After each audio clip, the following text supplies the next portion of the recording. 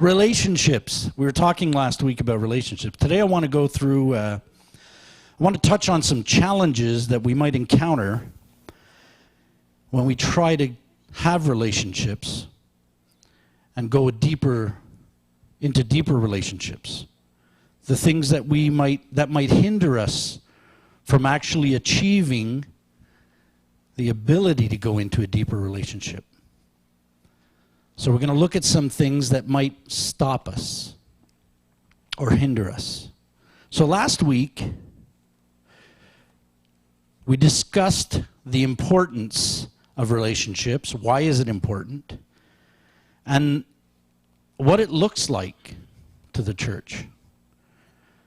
That we should have a character of Christ's love so everyone can see who we are.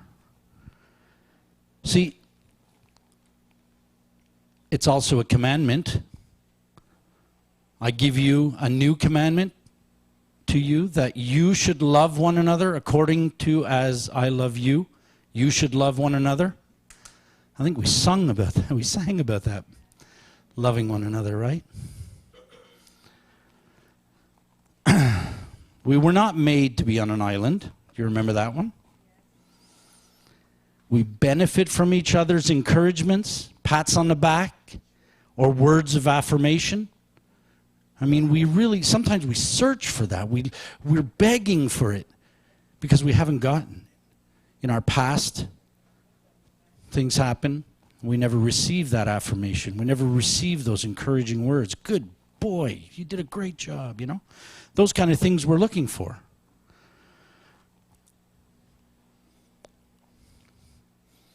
Now, do you remember the what does it look like? How to serve one another, to encourage each other, listen, lend an ear so that we can listen to people instead of just blah, blah, blah, blah, blah, and then we don't listen. I mean, I'm guilty of that myself sometimes. I just talk away about what I did, and I'm like, oh, wait a minute. They were saying something, right? We do it. Reflecting the Father's love for each other. Sometimes, I don't know if I've done that. And bear each other's burdens. That one's a challenge. Because now we have to purposely make that decision to step out and help someone. Lend a hand. They're in trouble. Whatever it is. Whatever the situation is. We step out and bear each other's burdens.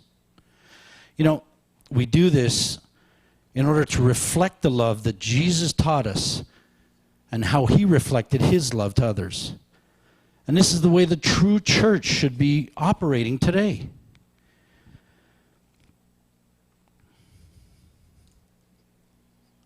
If we can't operate like this, how do we expect to influence the world?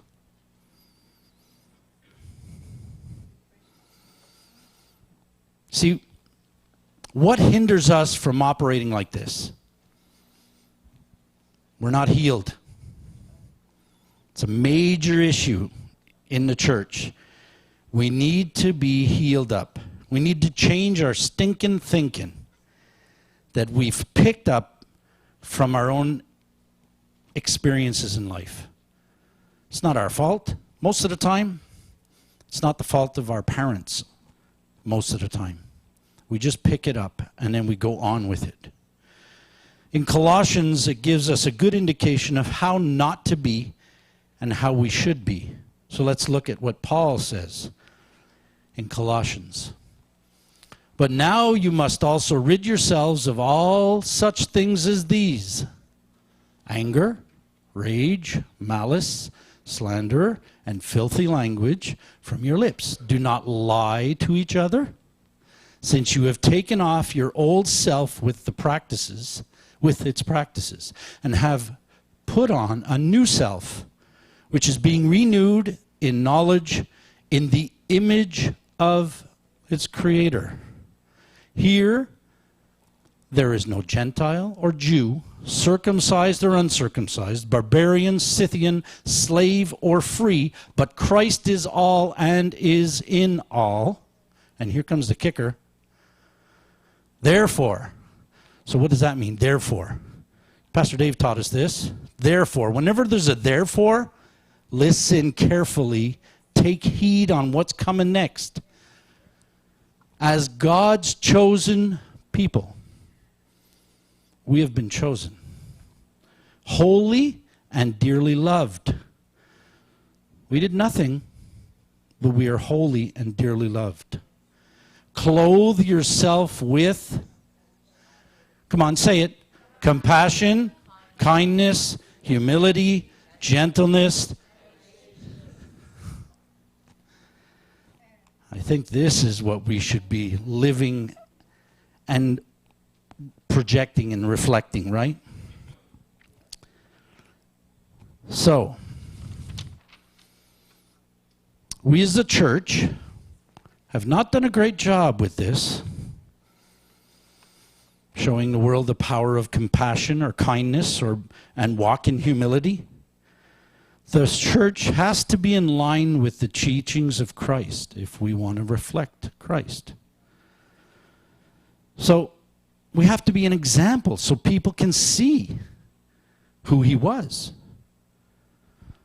To the people we relate with daily, to the people we meet on the street, to a stranger in the mall, family,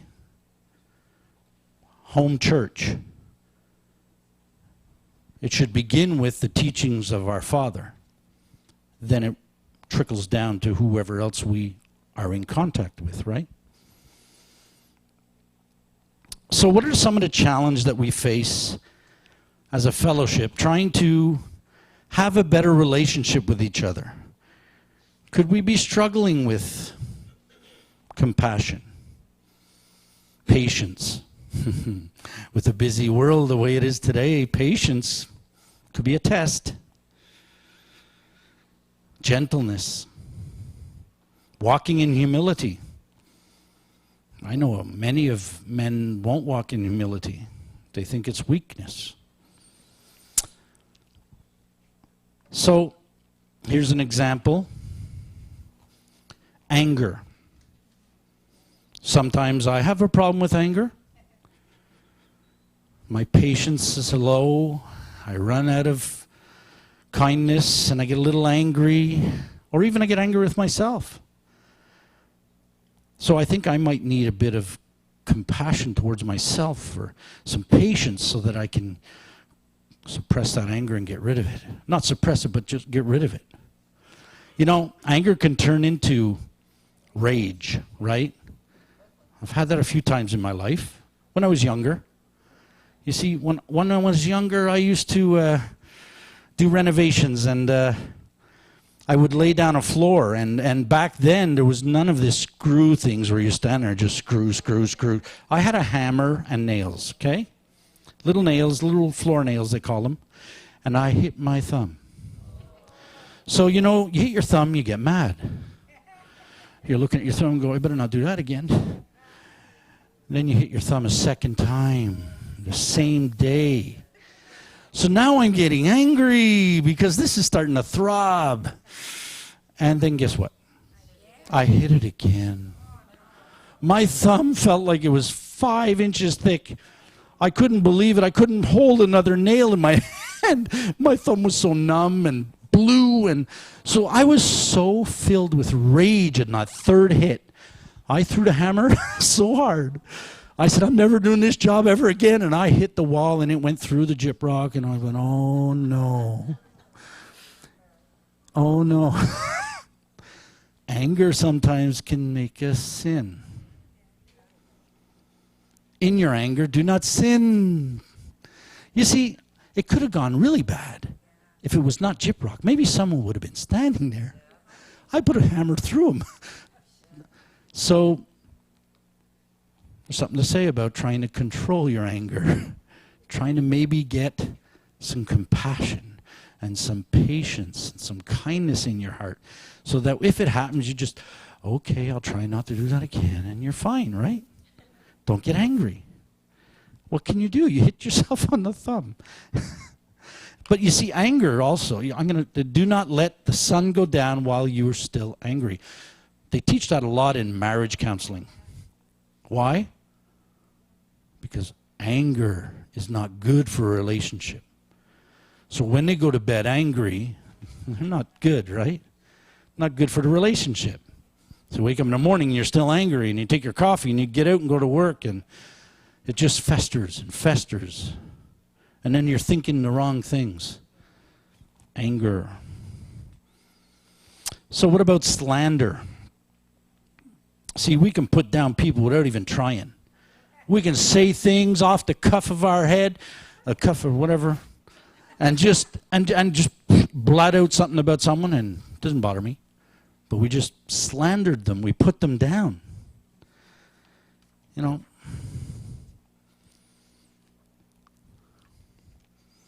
it's like attacking the very character of that person. And do you know who made that person? We're attacking actually what God said that person was.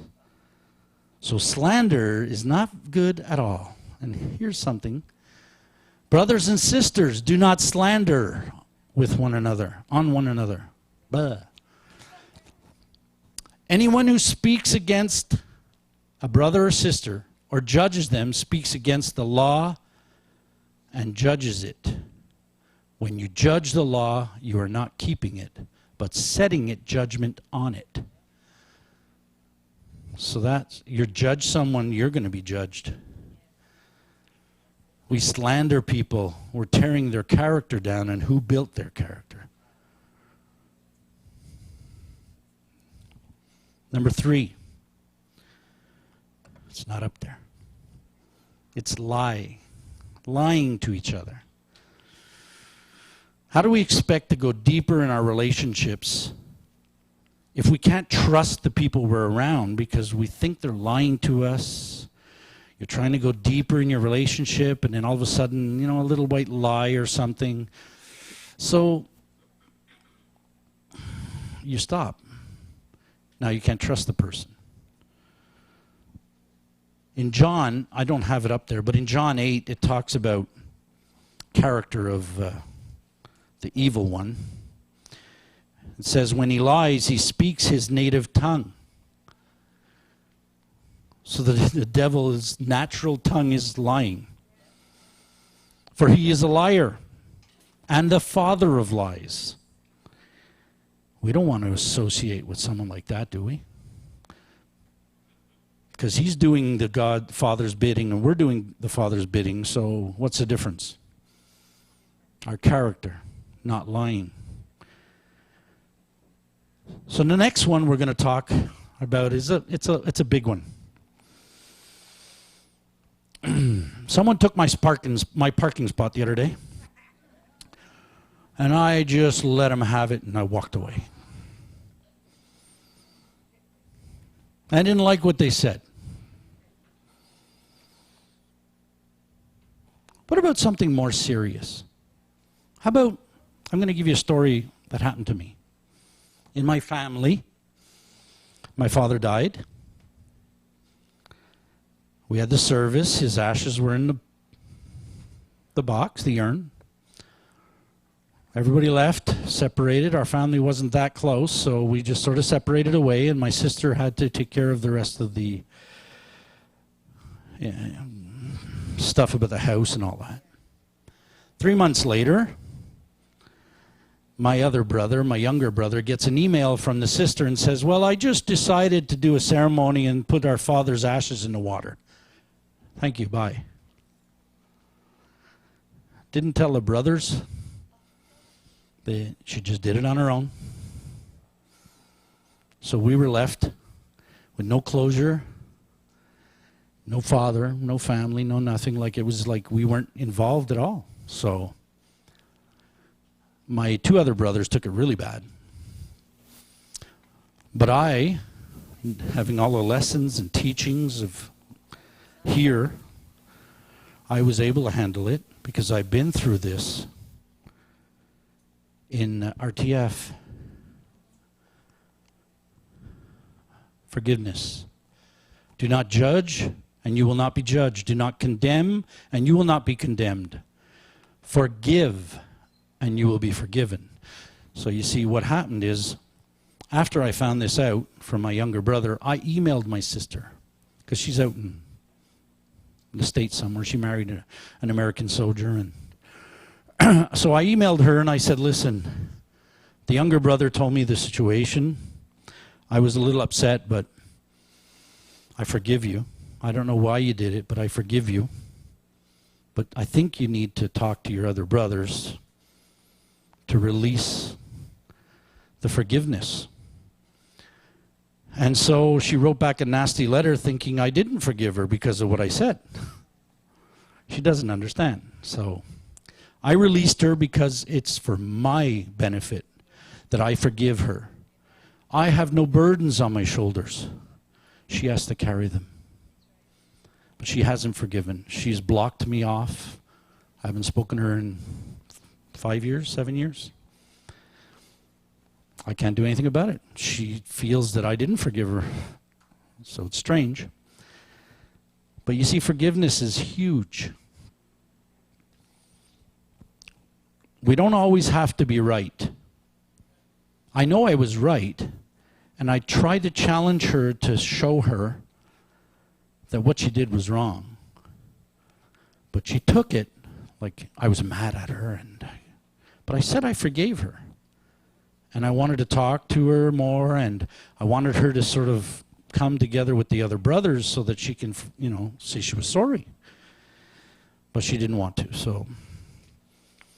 For me, though, I didn't want to all be right. I wanted to have relationship. It's more important for me to have relationship with my sister than to be right. I didn't care if I was right. I just wanted her to learn from what I said to her so that she can have freedom. When you forgive and release, you're free. So, see, it's okay to disagree with people. But we can't offend them, and we can't do things like that, or we have to ask for forgiveness. Or ask for forgiveness, or be forgiven for something. See, not forgiving and receiving forgiveness can be a life stopper. I've seen it so many times in the RTF healing thing that Sandy and I do, that it freezes a person from all kinds of benefits in life. They don't open up to relationships. They become isolated. No one can approach them because they're very unapproachable now, because they don't want to get hurt, so they just slam down and close up. So now there's no relationship. Unforgiveness is like the enemy's weapon. If he can keep somebody in unforgiveness, he's keeping them from their own identity, from living, moving forward, doing what God's will is. You see, who we are was already been determined from God, right? But how we are brought up and the attitude that we put on is a result of past hurts and traumas in our life.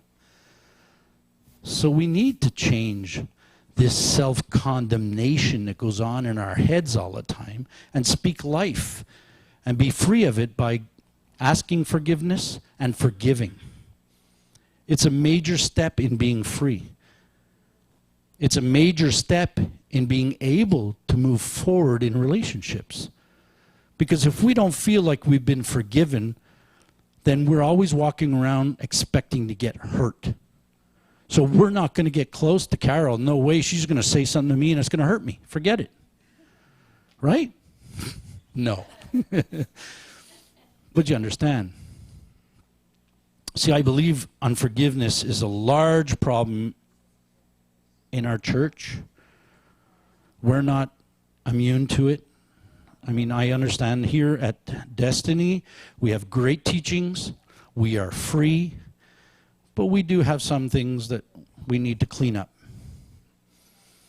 You see, we can use compassion patience, kindness, and walking in humility as tools to be able to open up and relate with each other and have better relationships. And perhaps forgiveness will come a little easier.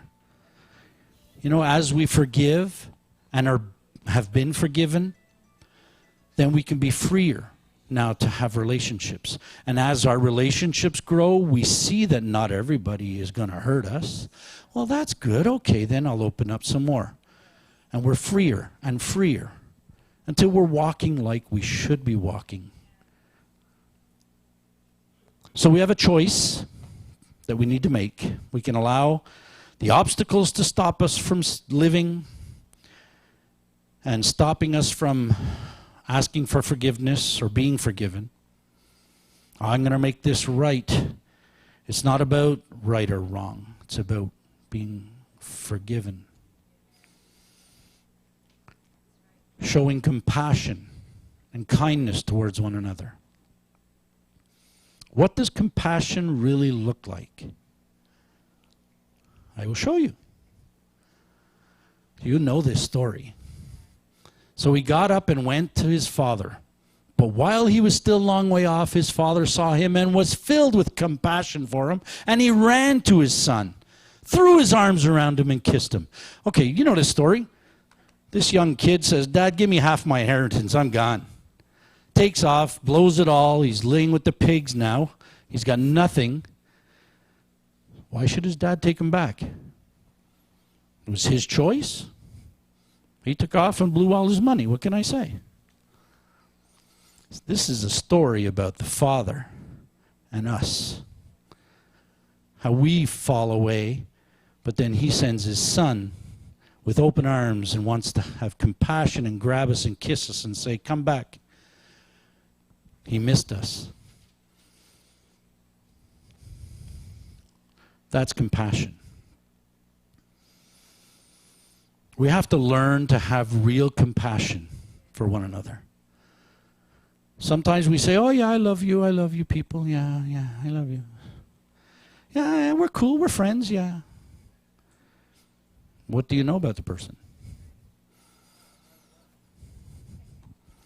Do I know what kind of tea you like? I do? No? We need to get over ourselves. We need to really get over ourselves, because sometimes, you know, we put ourselves in these little straitjackets, right? And we tie ourselves up because we're too afraid to relate with someone. We're too afraid to open up and become friendly with someone, because what if they ask me, to do something? Or what if they ask me something and I don't want to do it? And why are we being afraid? Why are we allowing ourselves to be tied up when he wants us to be free?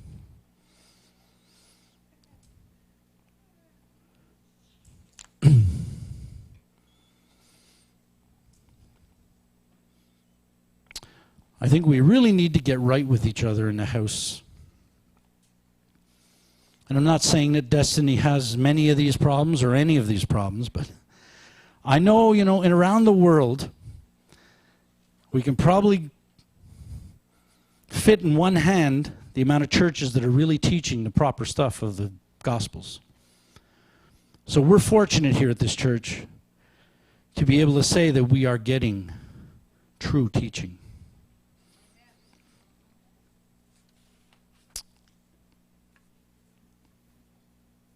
How could Jesus love Judas knowing what he did in the garden?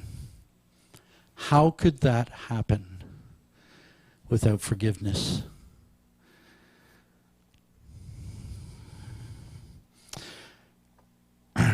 I know this story happened a couple of years ago in the United States, where there's this young guy. He was in trouble, and he hated some people, and so he walked into a church on a Sunday and killed many people. That was a bad story to begin with, but I was crying watching the newscast of that a week later or so, or I can't remember exactly the timing. But they showed the families of the victims in the courtroom with the young kid that did this. And family by family walked up to the child. Well, he was a young, I don't know, he was 20 years old or whatever. And they personally forgave him for what they did, what he did. In front of the cameras, in front of the court. They forgave him, each one of them. He just blew away their son. But they walked up to him and seriously, honestly forgave him. I couldn't take it. That's true forgiveness. You lose a child and you can forgive the person that took the child away. It's a lesson for the church. It's a tough one, really. It is. It's personal, I understand. I really do. But we really need to get how serious it is to forgive.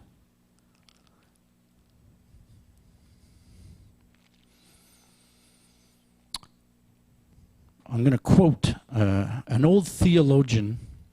He won a Nobel Peace Prize in 1800 something. But he says, at times our own light goes out and is rekindled by a spark from another person. Each of us has cause to think with deep gratitude of those who lit the flame again. So that says that we have a responsibility towards each other, that if I see your light out, I'm going to try and light it again for you. Because we have to be partners in this. We have to be family, and we have to care for one another. When we see a light out, we want to light it up again.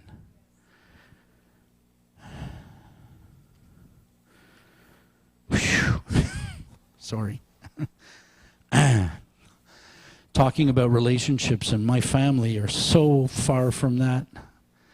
It hurts me. It hurts me. But it's, one day it'll happen. You see, there's many good reasons why we should have a relationship, and some, I think, practical things. It helps our spiritual life together, and our mental, our physical. We help each other. Like I said last week, iron sharpens iron, which means that, like I said last week, we can correct each other if we see something wrong, we can speak to each other. And hopefully we're mature enough to receive it. So, you see, iron sharpens iron, and we can learn from each other. I know it's scary to some, but we all have to do this kindness thing.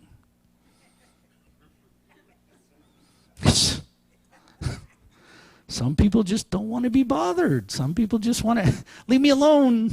I love everyone, but leave me alone.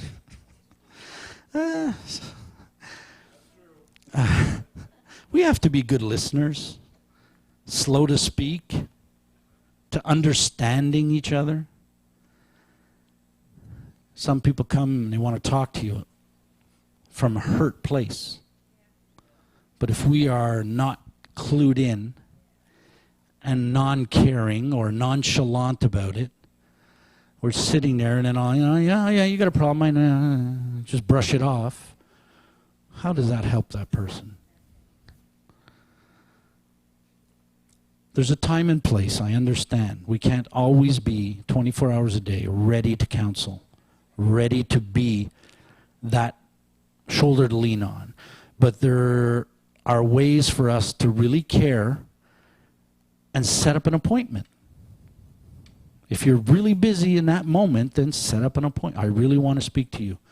Let's meet for coffee somewhere. We can do this. In order to be or to do what the scriptures say, we have to know who we are and not forget.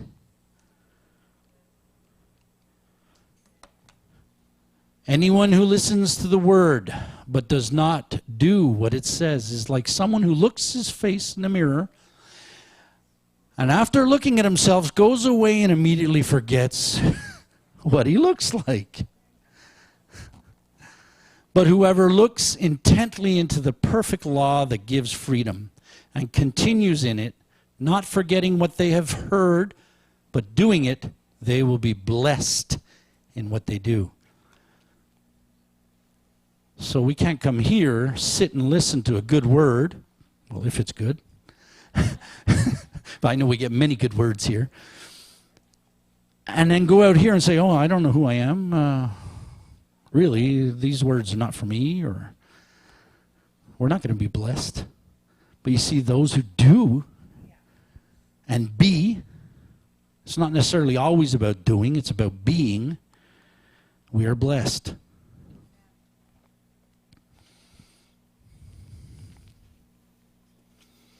We're wrapping up soon.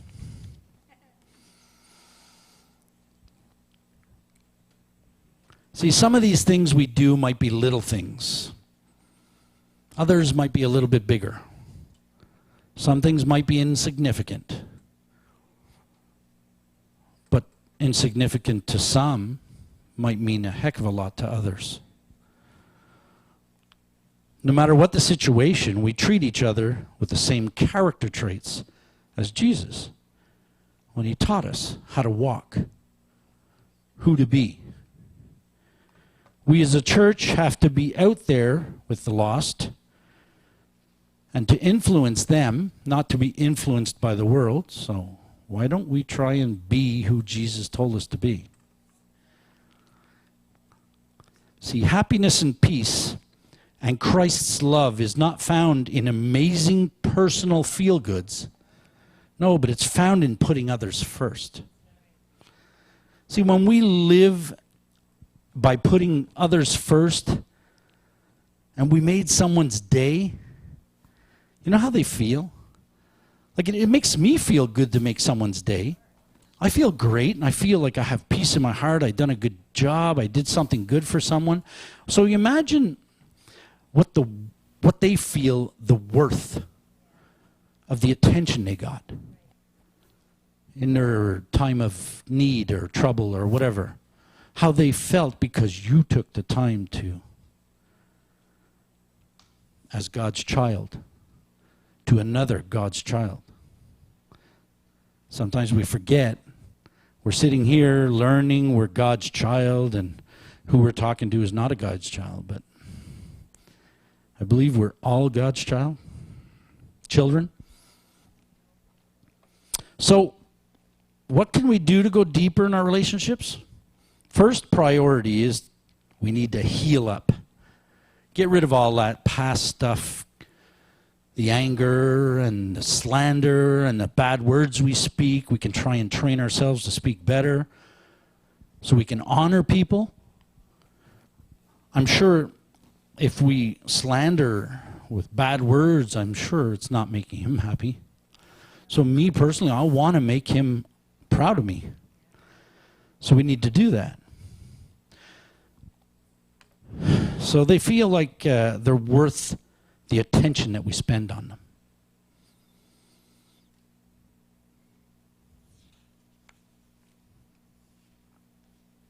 Show more compassion for each other. Be kinder to one another. Spend time together. Just love one another as the Father loves us. This is last week's.